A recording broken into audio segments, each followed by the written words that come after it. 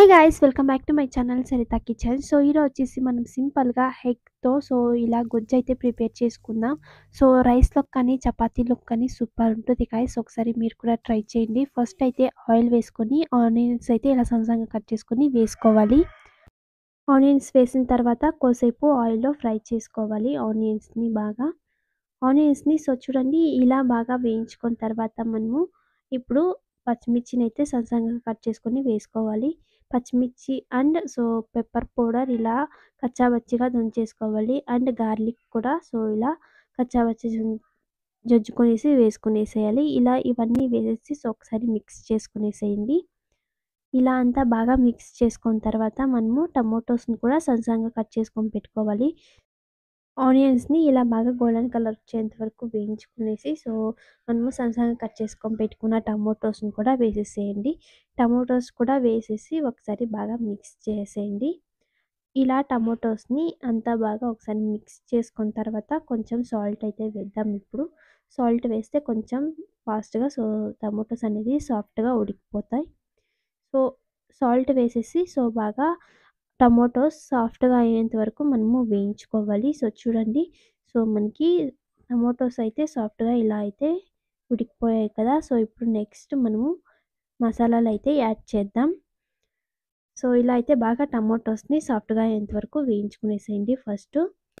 ఇలా టమోటోస్‌ని బాగా సాఫ్ట్‌గా అయ్యేంత వరకు వేయించుకున్న తర్వాత కొంచెం పసుపు అండ్ 2 టేబుల్ స్పూన్ ధనియా పౌడర్ వేసేసి ఒకసారి మిక్స్ చేసేసేయండి.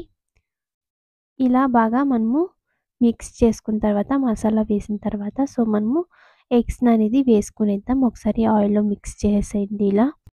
మసాలాలు కోసేపు మనము ఆయిల్‌లో ఫ్రై చేసుకోవాలి.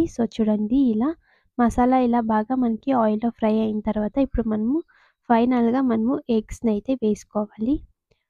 ఎగ్స్‌ని చూడండి. ఎగ్స్‌ని నేను తీసుకుంటున్నా ఇప్పుడు. ఎగ్స్‌ని వేసేసి అంతా బాగా మిక్స్ చేసుకునేసేయండి. ఇలా బాగా అంతా ఒకసారి మిక్స్ చేసి ఒక్కోసేపు ఫ్రై చేసుకునేస్తే మనకి సింపుల్‌గా రైస్‌లోకి కానీ, చపాతీలోకి కానీ మనకి సింపుల్‌గా టేస్టీగా ఇలా గుజ్జనేది ప్రిపేర్ చేసుకునేయొచ్చు గైస్. సూపర్ టేస్ట్ అనేది ఉంటది. ఒకసారి కావాలంటే ట్రై చేయండి మీరు. రైస్‌లోకైతే ఇంకా సూపర్ ఉంటది. చపాతీలోకి కూడా ఇంకా బావుంటది. ఇలా ఒకసారి మీరు కూడా ట్రై చేయండి గైస్. ఇంకా ఫైనల్‌గా కొత్తిమీర అయితే యాడ్ చేసేద్దాం. కొత్తిమీరని వేసేసి మనము ఫైనల్‌గా సర్వ్ చేసుకునేద్దాం. ఇలా కొత్తిమీరని వేసేసి ఒకసారి మిక్స్ చేసేయండి.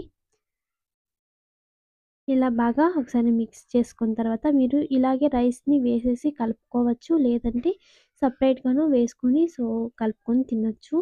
ఇంకా ఫైనల్‌గా మనము ఇలా సర్వింగ్ బౌల్‌లోకి కూడా తీసుకునేద్దాం. చూసారు కదా!